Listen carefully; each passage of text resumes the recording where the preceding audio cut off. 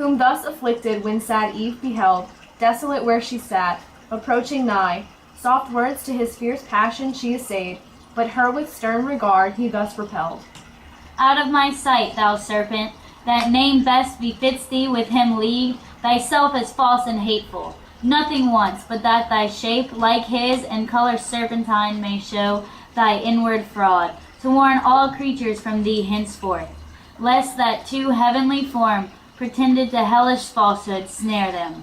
But for thee I had persisted happily, had not thy pride and wandering vanity, when least was safe, rejected my forewarning, and disdained not to be trusted, longing to be seen, though by the devil himself, him overweening to overreach, but with the serpent meeting, fooled and beguiled, by him thou, I by thee, to trust thee from my side, imagined wise, constant, mature, proof against all assaults, and understood not all was but a show rather than solid virtue, all but a rib, crooked by nature, bent, as now appears, more to the part sinister from me drawn, will if thrown out, as supernumerary to my just number found.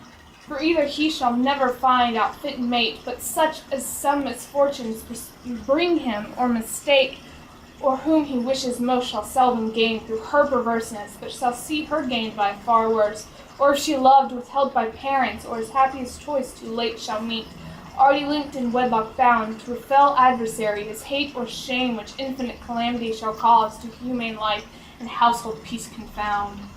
He added not, and from her turned, but Eve not so repulsed, with tears that ceased not flowing, and tresses all disordered, at his feet fell humble, and embracing them, besought his peace, and thus proceeded in her plaint. For either he shall never find out fit mate, but such as some misfortunes bring him, or mistake, or whom he wishes most shall seldom gain through her perverseness, but shall see her gained by far worse, or if she loved, withheld by parents, or his happiest choice too late shall meet, already linked in wedlock bound, to a fell adversary, his hate or shame which infinite calamity shall cause to humane life and household peace confound. Forsake me not thus, Adam. Witness heaven, what love sincere and reverence in my heart I bear thee, and unwitting have offended. Unhappily deceived, thy suppliant I beg, and clasp thy knees. Bereave me not, whereon I live, thy gentle looks, thy aid. Thy counsel in this uttermost distress, my only strength and stay. Forlorn of thee, whither shall I betake me? Where subsist? While yet we live, scarce one short hour perhaps, between us two let there be peace, both joining, as join in injuries, when enmity against a foe by doom express assigned us. That cruel serpent, on me exercise not thy hatred for this misery befallen, on me already lost, me then thyself more miserable. Both have sinned, but thou against God only, I against God and thee, and to the place of judgment will return. There with my cries importune heaven, that all the sentence from thy head removed may light on me, sole cause to thee of all this woe. Me, only just object of his ire. She ended weeping, and her lowly plight, immovable till peace obtained from fault acknowledged and deplored, in Adam wrought commiseration. Soon his heart relented towards her, his life so late and sole delight, now at his feet submissive in distress, creature so fair his reconcilement seeking, his counsel whom she had displeased, his aid.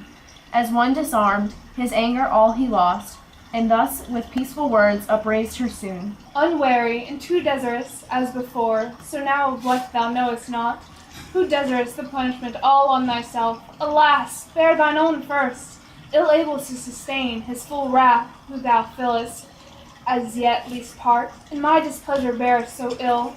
If pleasures could alter high decrees, I to that place would speed before thee, and be louder heard, that on my head all might be visited, thy frailty and infirmer sex forgiven, to me committed and by me exposed, but rise, let us no more contend, nor blame each other. Blame it enough elsewhere, but strive in offices of love, how we might lighten each other's burden in our share of woe. Since this day's death denounce, if aught I see, will prove no sudden, but a slow-paced evil, a long day's dying to augment our pain, and to our seed, O hapless seed, derive. Whom thus Eve, recovering heart, replied, Adam, by sad experiment I know how little weight my words with thee can find. Found so erroneous, thence by just event found so unfortunate. Nevertheless, restored by thee vile as I am to place of new acceptance, hopeful to regain thy love, the sole contentment of my heart, living or dying. From thee I will not hide. What thoughts in my unquiet breast are risen, tending to some relief of our extremes, or end, though sharp and sad, yet tolerable, as in our evils and of easier choice. Unwary and too desirous, as before, so now of what thou knowest not, who desirest the punishment all on thyself. Alas, bear thine own first, ill able to sustain his full wrath.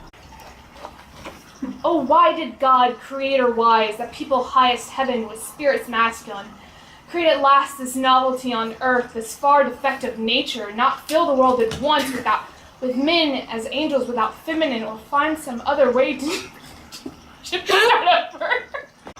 Go. Unwary and too desirous, as before, so now of what thou knowest not. Unwary and too desirous, as before, so now of what thou knowest not. Who does